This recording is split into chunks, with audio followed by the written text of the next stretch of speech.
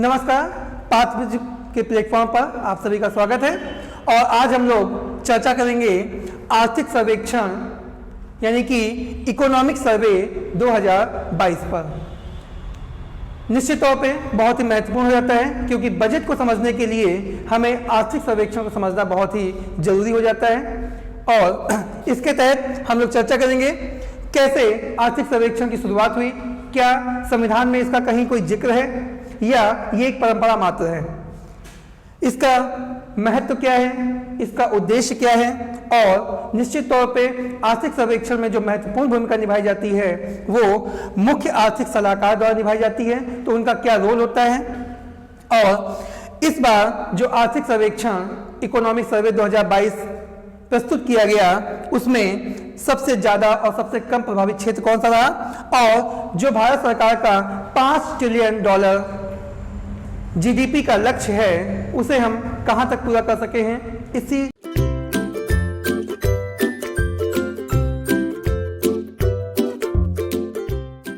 सब विचार इन्हीं सब बिंदुओं पर हम लोग चर्चा करेंगे। तो आइए क्लास को स्टार्ट करते हैं। आर्थिक सर्वेक्षण 2022,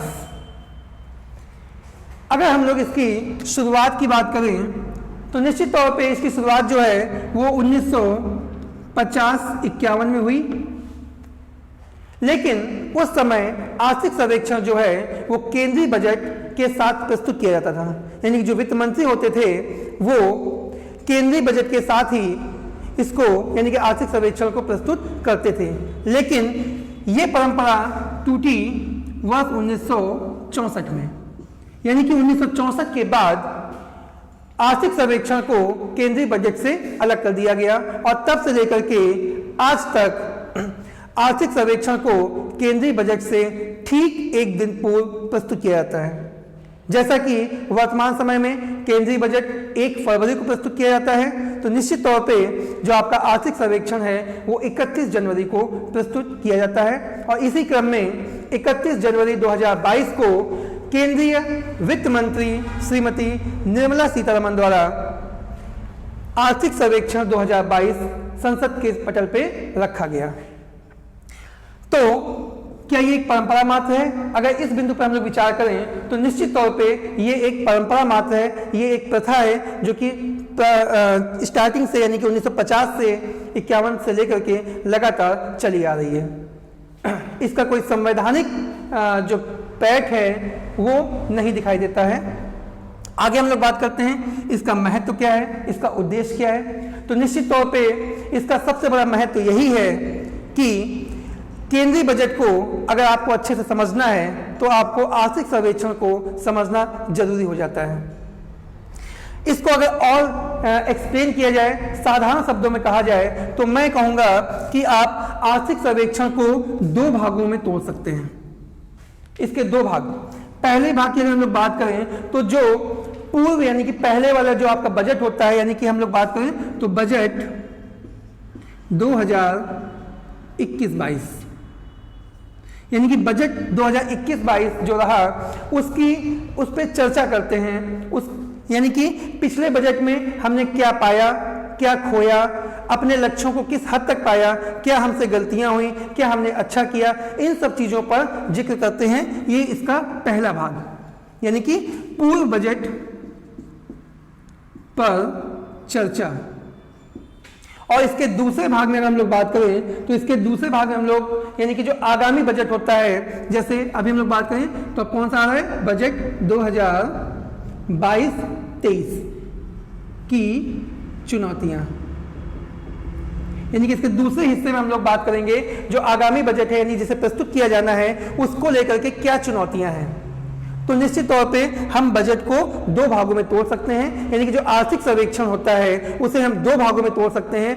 पहले भाग में हम लोग बात करते हैं पिछले बजट में हमने क्या पाया, क्या खोया, कहां तक प्राप्त किया, अपने उद्देश्यों में कहां तक सफल रहे, इस पर चर्चा करते हैं। और दूसरे भाग में हम लोग चर्चा करते हैं कि जो आगामी बजट है उस पर क्या चुनौतियां हैं और कैसे उनको हम लोग उनसे पार पाएंगे, कैसे उन पर हम लोग विजय हासिल करेंगे। ठीक, लेकिन अगर आपसे कोई ये पूछे कि भाई आर्थिक सर्वेक्षण को एक सेंटेंस में, एक बात में, कम से कम शब्दों में बताइए, तो वहां पे या जो प्रतियोगी प्रश्न है वहां पे जो आपको ऑप्शन मिलेगा वो बड़ा ही सिंपल होगा। आपको अगर कोई पूछता है तो आपको सिर्फ इतना बताना है कि आर्थिक सर्वेक्षण क्या है, तो आप बोलेंगे कि एक वित्तीय वर्ष में सकल घरेलू उत्पाद यानी कि जीडीपी का जो अनुमान है वही आपका क्या है, आर्थिक सर्वेक्षण। यानी बड़ा ही सिंपल, बिल्कुल सीधा सा, कि एक वित्तीय वर्ष में जो हमारी जीडीपी होगी यानी कि ग्रॉस डोमेस्टिक प्रोडक्ट, जिसे हम लोग हिंदी में बोलते हैं सकल घरेलू उत्पाद, जो हमारी जीडीपी है उसका अनुमान लगाना ही आर्थिक सर्वेक्षण कहलाता है। बिल्कुल क्लियर, छोटा सा क्लियर। तो अगर आगे हम लोग बढ़े तो मुख्य आर्थिक सलाहकार पे चर्चा करते हैं।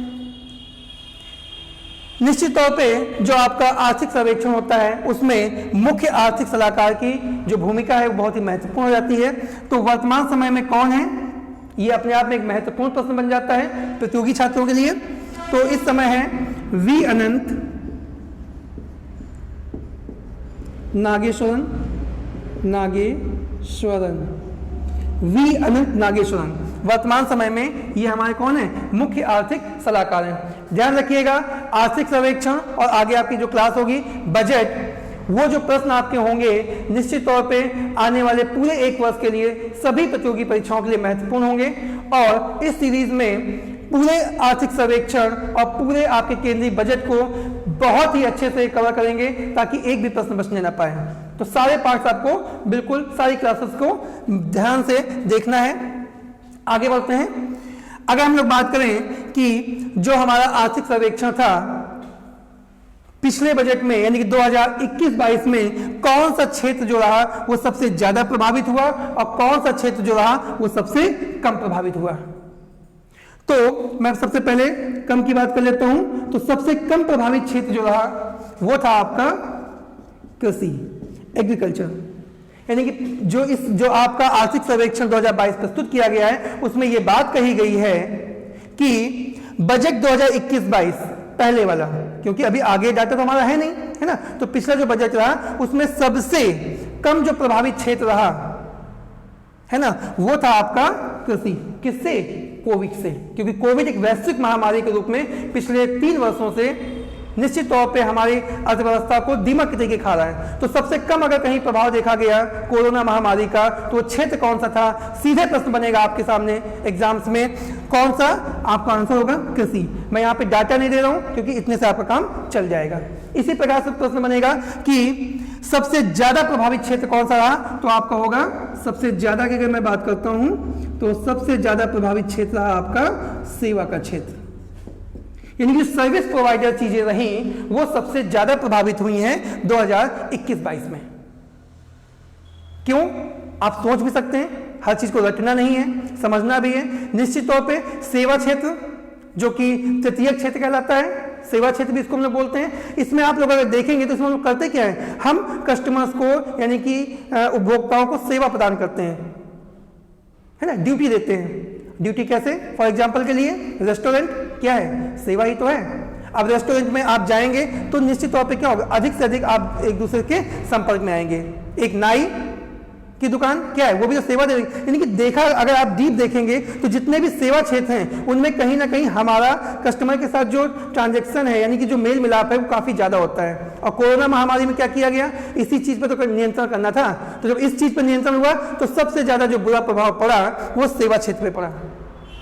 ठीक है, इसके बाद में यहां पर जो हमारे 2021-22 जो बजट है, खैर चलिए आगे बात करते हैं, काफी हो गया।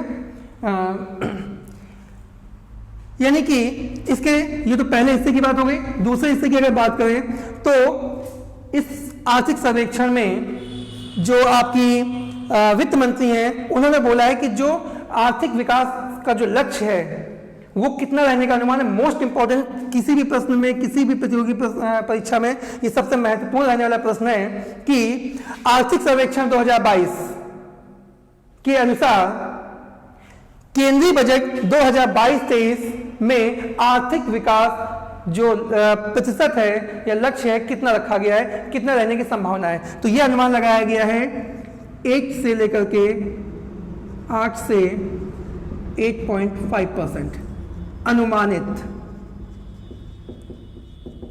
ध्यान दीजिएगा, ये क्या है, अनुमानित ही तो है। क्यों? क्योंकि किसके लिए, 2022-23, यानी कि वो बजट, वो केंद्रीय बजट जो कि 1 फरवरी 2022 को संसद के पटल पर माननीय वित्त मंत्री द्वारा प्रस्तुत किया जाएगा। तो इसमें अनुमान ही तो होगा। तो ये अनुमान कहां लगाया गया, आर्थिक सर्वेक्षण में। आर्थिक सर्वेक्षण में कहा गया कि जो हमारा केंद्रीय बजट रहेगा उसका जो 2022-23 का जीडीपी ग्रोथ रहेगी वो 8 से 8.5% तक रहेगी। और ये प्रश्न आपके लिए पूरे साल के लिए बहुत ही महत्वपूर्ण हो जाता है, कोई भी एग्जाम हो किसी के लिए भी।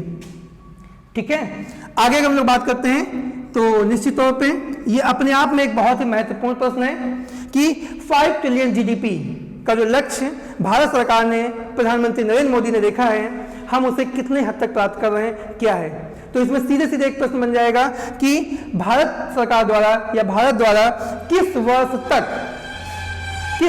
तक 5 ट्रिलियन जीडीपी का लक्ष्य हासिल करने का लक्ष्य रखा गया है। तो सीधे आपको वर्ष बताना है और वो वर्ष है 2024-2025, यानी कि हमारे भारत सरकार, प्रधानमंत्री नरेंद्र मोदी का एक ड्रीम है, एक लक्ष्य है कि 2024-25 तक भारत की अर्थव्यवस्था को $5 ट्रिलियन की अर्थव्यवस्था बनाना है। और ये अपने आप में आज से नहीं, बहुत पहले से महत्वपूर्ण प्रश्न है। और निश्चित तौर पे इस समय जो एग्जाम मार्च, अप्रैल, मई में होंगे, वहां से ये प्रश्न, वहां पे उन प्रश्न पत्रों में ये प्रश्न आने की संभावना काफी बढ़ जाती है। इसके अलावा अगर थोड़ी सी और चर्चा करते हैं तो एक प्रश्न ये भी बनता है कि सरकार अन्य चीजों पे, काफी चीजों पे जोर देती है, तो सबसे ज्यादा उपलब्धि किस क्षेत्र में हासिल की गई। तो मैं बहुत इंपॉर्टेंट नहीं, लेकिन मैं फिर भी हल्का से यहाँ पे रफली आपको आइडिया दे रहा हूँ कि ये जो हमारे रजिस्टर्ड स्टार्टअप, ठीक है, ये एक बहुत ही महत्वपूर्ण भी है, क्योंकि निश्चित तौर पे प्रतियोगी छात्र होने के नाते हमें ये जानना चाहिए कि सरकार जो है किस ओर हमें ले जाना चाहती है, हमारी अर्थव्यवस्था को, हमारे देश को। तो निश्चित तौर पे आप देख रहे होंगे कि स्टार्टअप को लेकर के भारत सरकार का काफी जोर रहता है। तो इसका एक प्रभाव जो है वो बजट का, जो हमारी आर्थिक समीक्षा हुई 2022 की, उसमें स्पष्ट रूप से दिखाई देता है कि 2021-22 के बजट में अगर सबसे ज्यादा उपलब्धि कोई हासिल की है वित्त मंत्री ने या यूं कहें केंद्र सरकार ने, तो वो उपलब्धि है किस क्षेत्र में, रजिस्टर्ड स्टार्टअप के क्षेत्र में। यानी कि रजिस्टर्ड स्टार्टअप जो है हमारे देश में बहुत ही तेजी से बढ़े हैं, बहुत तेजी से ग्रोथ किए हैं। और आप यकीन नहीं करोगे, है ना, कि वर्तमान समय में 14,000 से ज्यादा स्टार्टअप भारत में शुरू किए गए हैं। और ये सब हुआ है मात्र पिछले 3 सालों में, यानी कोविड के दौरान भी इतना ज्यादा किया गया है। और इसी 14,000 से ज्यादा की अगर हम लोग बात करें तो आज भारत सरकार जो है वो अमेरिका और चीन के बाद में 3rd नंबर पे आ गई है स्टार्टअप के मामले में। यानी कि अमेरिका, चीन के बाद भारत 3रे नंबर पे आता है स्टार्टअप को लेकर के। ठीक है, तो ये एक बहुत ही अच्छी चीज, क्योंकि लगातार सरकार जो बोल रही है वो खुद बोल रही है कि आप लोग अपने बिजनेस, अपना स्टार्टअप लाइए, ठीक है। विभिन्न प्रकार की स्कीमें जो हैं वो हर साल बजट में होती हैं। निश्चित तौर पे कल जो बजट आने वाला है उस पे भी आपको दिखेगा कि स्टार्टअप को लेकर सरकार का काफी जोर रहेगा। तो इन्हीं सब प्रश्नों के साथ, इन्हीं सब चर्चाओं के साथ आज क्लास खत्म करते हैं। अगली क्लास में हम लोग डिटेल में चर्चा करेंगे केंद्रीय बजट 2022-23 पर। धन्यवाद।